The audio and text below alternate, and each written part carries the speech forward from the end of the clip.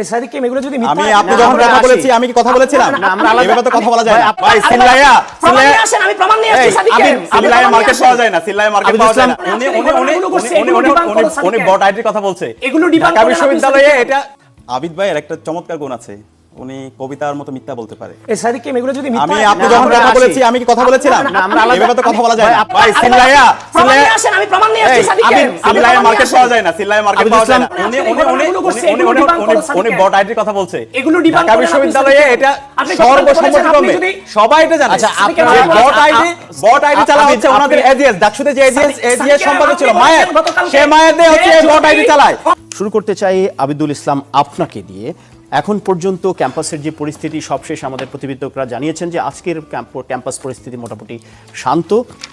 আজকে আপনাদের একটা জরুরি সভা ছিল এবং আজকে সাদিক কায়েম সহ তার সতীর্থরা একটি সংবাদ সম্মেলন করেছেন, আরও একটি ছাত্র সংগঠন সংবাদ সম্মেলন করেছে এবং সবশেষ যার বিরুদ্ধে অভিযোগ, যেই শিক্ষার্থীর বিরুদ্ধে যে এই ফটোকার্ড ছড়ানো, তিনি আবার গিয়ে শাহবাগ থানায় জিডি করেছেন। আপনার কাছে প্রথম প্রশ্ন, এই যে পরিস্থিতিটা তৈরি হলো, এই পরিস্থিতির দায় আপনারা ছাত্র শিবিরকে দিচ্ছেন। ঘটনার পর বিভিন্ন ফ্যাক্ট চেকিং অর্গানাইজেশন দাবি করছে যে ফটোকার্ডটি ভুয়া ছিল, কিন্তু আপনাদের কাছে অকট্য কিছু দলিল আছে বলে আপনারা বলছেন। আসলে কিসের ভিত্তিতে আপনারা এই স্ট্রং পজিশনটা নিচ্ছেন? শুরুতে যদি আমি আসি কোনো ভূমিকা ছাড়া, তাহলে 5 আগস্ট যখন ঘটার পরে 5 আগস্ট বিকেল থেকে গোটা বাংলাদেশের প্রত্যেকটা ইনস্টিটিউশনে 5 আগস্ট বিকেল থেকে শিবির আধিপত্য বিস্তার করেছে সাধারণ শিক্ষার্থীর নামে। সেটা আমরা বারবার বলে এসেছি। এবার আসেন, যে ফটোকার্ডের কথা বললেন, গতকালকের ফটোকার্ড কিন্তু শেষ ফটোকার্ড ছিল না, এটা ছিল এক্সট্রিম পর্যায়ে, যেটার পঞ্জীবিত একটা খুব ব্রাস্ট আউট হয়েছে গতকালকে। এই যে দেখেন, আমি যদি বলি এই মুহূর্তে বসে আমি যদি একটা ডকুমেন্ট শো করি, সুমাইয়া বান্না শিবিরের অ্যাক্টিভিস্ট, সে একদিন আগে পোস্ট করেছে যে এক পাক আর্মির স্ত্রী বলেছিল টোকাই দিয়ে গড়া জাতীয়তাবাদী ছাত্রদল পাক আর্মির স্ত্রী। আপনি চিন্তা করতে পারতেছেন? এরপরে এই সুমাইয়া বান্না গতকালকে পোস্ট করেছে, দাঁত কি শুধু মোসাদ্দেকের উঁচু নাকি কৃষ্ণাঙ্গদের রাতের রানীরও উঁচু? সহ্য করতে পারতেছেন তো আপনি? রাখেন। জি, আসবো। এই সুমাইয়া বান্নার সাথে কার ছবি দেখতে পাচ্ছেন? আমার সাথে বসে আছে সাদিক কায়েমের ছবি দেখতে পাচ্ছেন। এখন আপনি আমাকে বলেন, যারা এই ধরনের নোংরা ন্যারেটিভ 5 আগস্টের পর থেকে একের পর এক ছড়িয়ে গিয়েছে, এই ঘটনা ঘটার পর আমরা সন্দেহ কাকে করব? স্বাভাবিকভাবে আমি শিবিরকে করব। আমাকে আজকে সুযোগ দেবেন, ওনাকেও সুযোগ দেবেন, কিন্তু ডকুমেন্টগুলো আসবো। এবার আসেন, এটা হচ্ছে একটা ডকুমেন্ট আমি আপনাকে দেখালাম। এবার আসেন, যেখান থেকে এগুলোর উৎপত্তি হয়েছে, প্রিয় দর্শকবৃন্দ, অল এভিডেন্স। এবার আসেন, অল এভিডেন্সের শুরুতে যাই, যেখান থেকে 5 আগস্টের পরে আমাদের এই নোংরা রাজনীতির উৎপত্তি। এই যে ঢাবি কণ্ঠস্বর, যে ঢাবি কণ্ঠস্বর এখন তার নাম পরিবর্তন করে ডেইলি ডাকসুতে রূপান্তরিত হয়েছে। প্রিয় বাংলাদেশ, আপনাদেরকে দেখাচ্ছি আমি। এই যে ঢাবি কণ্ঠস্বর, একের পর এক, সহজে জান্নাতে যেতে চাইলে আকিস টেম্পো স্ট্যান্ডে আসুন, বিএনপি নেতা সালাউদ্দিন আহমেদ। এভাবে যত ধরনের ভুয়া ফটোকার্ড আছে, ঢাবি কণ্ঠস্বরের নামে 5 আগস্টের পরবর্তী সময়ে ঢাকা বিশ্ববিদ্যালয়ের মাটি থেকে এগুলোকে ছড়িয়ে দেওয়া হয়েছে। এই যে আমি দেখালাম, এটা হচ্ছে ঢাবি কণ্ঠস্বর। প্রিয় বাংলাদেশ, এটা ঢাবি কণ্ঠস্বর। এবার আসেন নাম্বার 1। এবার আসেন নাম্বার 2, ডিউ ইনসাইডার। এই যে ডিউ ইনসাইডার দিয়ে যত ধরনের অপতথ্য অপপ্রচার ঢাকা বিশ্ববিদ্যালয় থেকে প্রয়োজন। তারেক রহমান হিন্দুদের জন্য 20% কোটা বরাদ্দের কথা বলেছেন, পরে ভোট বাহিনীর ঘুম নেই। আমার কথা হলো ক্ষুদ্র নিগোষ্ঠীর কোটা পেলে হিন্দুরা কেন নয়? তানভীর আল হাদি মায়ের এভাবে আমরা লম্বা সময় ধরে আলোচনা করব, আসবো আপনার কাছে। না, আমাকে কিছু সময় দেন, ভিডিওটা শেষ করতে দেন। তিনজন অতিথি আছেন, আমরা সময়টা বন্টন করতে চাই। ডিউ ইনসাইডার। এবার আসেন ডেইলি ডিউ অবজারভার। জি, এখন বর্তমান নাম ভয়েস অফ জেনজি। এই যে দেখেন, এই হচ্ছে ঘটনা। এই যে মিথ্যা যত ফটোকার্ড আছে এগুলো ছড়ানো হয়েছে।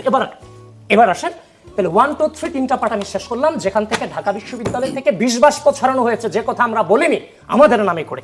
এবার আসেন, এগুলো কে করেছে? এগুলো তো কেউ করেছে, কারণ কে করেছে?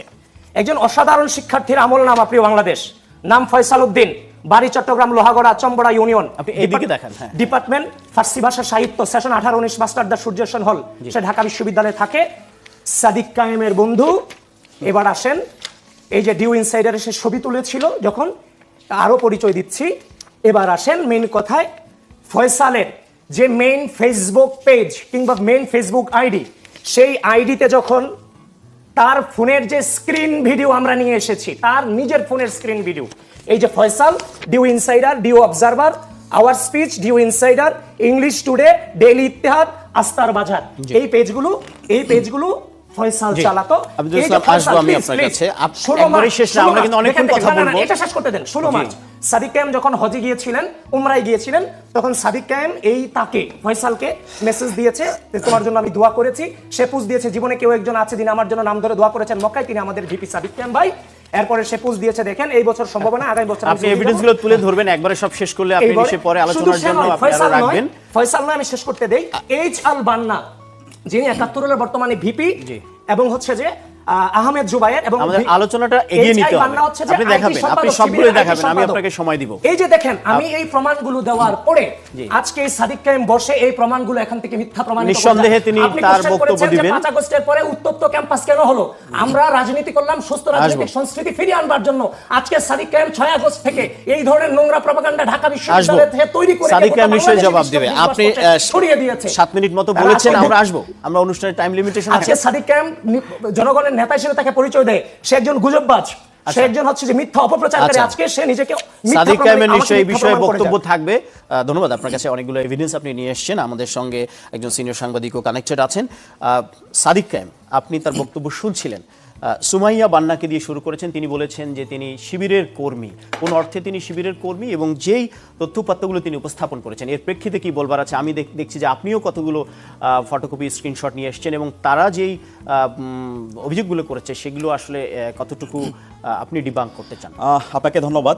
আবিদ ভাইয়ের একটা চমৎকার গুণ আছে, উনি কবিতার মতো মিথ্যা বলতে পারে। এই সাদিক কায়েম এগুলো যদি আমি আপনি যখন কথা বলেছি, আমি কি কথা বলেছিলাম? না, আমরা আলাদা এভাবে তো কথা বলা যায় না। আপনার কাছে আসবো, আপনার কাছে এই আসবো। কথা আপনি বলার আপনার সময় লম্বা সময় কথা বলবো। কথা বলতে দেওয়া হচ্ছে ভদ্রতা। আপনি যে একটু আগে আমাকে যে গুজববাজ বলেছেন, আপনি আমাকে যে একটু আগে গুজববাজ বলেছেন, এটা কিসের বেসিসে বলছেন? এই যে এগুলোর বিশেষে বলছি, এগুলো আপনার হাজার এভিডেন্স আছে, কথা একটু বলতে দেন। কথা বলতে দেওয়াটা মানে উনি শেষ করে আবার জনাব আবিদ আবার শিক্ষার্থী এবং ছাত্রনেতা হিসাবে আমি আবিদ ভাই থেকে ওই সময়টা এক্সপেক্ট করেছি। আমি যখন উনি যখন কথা বলেছে, আমি কোনো কথা বলেছি? জি, আপনি বলুন। আমি কথা বলুন, আমি আশা করব উনি আমার কথা শুনবে। শোনার পরে ওনার যদি কোনো অপিনিয়ন থাকে সেটা উনি দিবেন, নিশ্চয়ই আসবে। আচ্ছা, আমি খুব ঠান্ডা, আমি এখানে কারোর সাথে ঝগড়া করতে আসি নাই। আমি প্রথমেই বলিনি, আবিদ ভাইরা খুব চমৎকারভাবে মবের বিরুদ্ধে কথা বলে, খুব চমৎকারভাবে গুজবের বিরুদ্ধে কথা বলে। আমরা দেখতে পেয়েছি গতকালকে একটা ফেক ফটোকার্ডটা তৈরি করলো ছাত্র লীগ। এরপরে সারা দেশব্যাপী এই ফেক ফটোকার্ডটা ছড়াই দিল ছাত্রদল। আচ্ছা, তখন যখন এই ফেক ফটোকার্ডটা হলো, ঢাকা বিশ্ববিদ্যালয়ের শিক্ষার্থী আব্দুল্লাহ মাহমুদ, পরবর্তীতে তাকে জীবন নাশের হুমকি দেওয়া হলো। তাকে হচ্ছে খুন করে ফেলা হবে, তাকে জবাই করে দেওয়া হবে, তাকে মেরে ফেলা হবে, তার পরিবারকে হুমকি দেওয়া হচ্ছে। এরপরে ওই ছেলে কি করলো, তার জীবনের নিরাপত্তার জন্য শাহবাগ থানায় গেল। শাহবাগ থানায় গিয়ে জিডি করতে গেল। আচ্ছা, যখন জিডি করতে গেল, তখন তার তো একজন নাগরিক হিসেবে তার আইনের অধিকার নাই? অবশ্যই আছে। সে বসেছিল ওখানে থানার মধ্যে, থানার ওসি তার জিডি নিচ্ছে না। পরবর্তীতে থানা থেকে ইনফরমেশন দেওয়া হলো যে আব্দুল্লাহ মাহমুদ, যার নামে ফেক ফটোকার্ড তৈরি হয়েছে, সে থানায় আছে। তো ছাত্র দলের একটা গ্রুপ তারা গেল এসএম হলে, সে এসএম হলের শিক্ষার্থী তাকে রুমে খুঁজলো, যেটা আমরা আগে ফেসিবাদী আমরা ছাত্রলীগকে দেখতে পেয়েছি। কারো বিরুদ্ধে কোনো অভিযোগ আসলে তাকে ধরতে হবে, তাকে মারতে হবে, তাকে মেরে ফেলতে হবে। আচ্ছা, তাকে যখন হলে পেলো না, তখন ইনফরমেশন তাদের কাছে আসলো সে হচ্ছে শাহবাগ থানায় আছে। ওকে, তখন ছাত্র দলের বিশ্ববিদ্যালয়ের যিনি এখন সভাপতি গণেশচন্দ্র সাহসী নেতৃত্বে একদল সন্ত্রাসী তারা শাহবাগ থানায় গেল। শাহবাগ থানায় গিয়ে নৃশংস কায়দায় তার সাথে যারা ছিল হল সংসদের এবং ডাকসুর, তাদের উপর বর্বরচিত হামলা হইল। আচ্ছা, হামলা হওয়ার পরে তখন তাদেরকে উদ্ধার করতে ডাকসুর আরও কিছু প্রতিনিধিরা গেল। ওইখানে মোসাদ্দিক, জুবাইর সহ এবং জুমা এবং আরও কয়েকজন ছিল। তাদেরকে শাহবাগ থানার গেট থেকে একদম ওসির রুম পর্যন্ত নৃশংস কায়দায় তাদের উপর হামলা করতে করতে ওসির রুম পর্যন্ত নিয়ে যাওয়া হলো। আচ্ছা, ঠিক আছে, এখন এই যে এইভাবে নৃশংস কায়দায় একজন থানার মধ্যে, এই যে আবিদ ভাই ওখানে ছিল, এবং আবিদ ভাই যে মবের বিরুদ্ধে বলে, তিনি যে গণতন্ত্রের কথা বলে, আমি চিন্তা করি উনি কিভাবে আজকে জাতির সামনে তার চেহারাটা দেখাইতেছে। ওইখানে যাওয়ার পর পরবর্তীতে আমরা যখন গেলাম শিক্ষার্থীদের উদ্ধার করার জন্য, ওইখানে সম্পূর্ণ উস্কানিমূলক স্লোগান আমাদের উপর বারবার। আমাদের ওখানে মাঝহার ছিল সামনে, আমি নিজে ছিলাম। আমি যখন আমার কর্মী যারা ছিল তাদেরকে বললাম কোনো ধরনের স্লোগান দেওয়ার দরকার নাই, আমরা আসছি কথা বলার জন্য। এবং ওখানে রাকিব ভাই ছিল, তাকে বললাম এই যে আপনি নৃশংসকারী যে হামলা হচ্ছে, এটা কারণ কি? একটা ফেক ফটোকার্ড।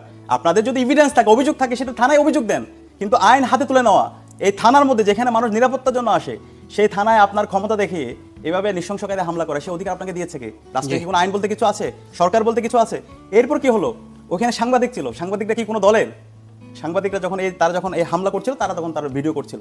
তখন এই সাংবাদিকদের উপরে ঢাকা বিশ্ববিদ্যালয় সাংবাদিক সমিতি, যেটা পুরো সময় জুড়ে সবসময় জুলাই বিপ্লব এবং তিনি আগের আরো পরে অনেকগুলো সবসময় ফটোকার্টের পক্ষে ছিল। ছবি হ্যাঁ, উপস্থাপন আমি করেছেন। বলতেছি এই সাংবাদিকদের উপর প্রায় 16 জন সাংবাদিকদের উপর হামলা হলো এবং সেই সাংবাদিকদের তারা বিস্তারিত এখানে দিয়েছেন সাংবাদিকদের উপর কিভাবে সে হামলা হয়েছে। আমরা দেখতে পাচ্ছি এখানে ঢাকা বিশ্ববিদ্যালয় সাংবাদিক সমিতির সেক্রেটারি, তার শার্ট একদম ছেড়ে ফেলা হয়েছে। ক্যাম্পাস পর্যায়ে বিভিন্ন সাংবাদিক, তাদের উপর হামলা হলো। আচ্ছা, এরপরে কি হলো? যে শিক্ষার্থী ওখানে ছিল, যে যার নামে ফেক ফটো কার্ড, তাকে থানার মধ্যে 10 ঘন্টা আটকে রাখা হলো। 10 ঘন্টা আটকে রাখলাম। যখন আমি জিজ্ঞেস করছিলাম ওখানে যে পুলিশ ছিল, পুলিশের উচ্চপদস্থ যারা কর্মকর্তা ছিল, আপনার কিসের বেসিসে আপনি তাকে আটকে রাখলেন? তখন বলো উপরের নির্দেশ। সে উপরের নির্দেশ তো আমরা যে হাসিনা আমলে, হাসিনা এবং হচ্ছে ছাত্রলীগ এবং ওই সময়ে যারা সরকারে ছিল ফেসিবাদী শক্তি, তাদের নির্দেশে তো হামলা হইতো, মামলা হইতো, কাউকে গুম করা ফেলা হইতো, খুন করে ফেলা হইতো। সেই কালচার দেখতে পেয়েছে। আমি ধানমন্ডি থানা নিয়ে যাওয়া হলো, তাদেরকে জিজ্ঞেস করলাম তাদের বিরুদ্ধে কোনো অভিযোগ আছে কিনা। বলছে না, কোনো অভিযোগ নাই।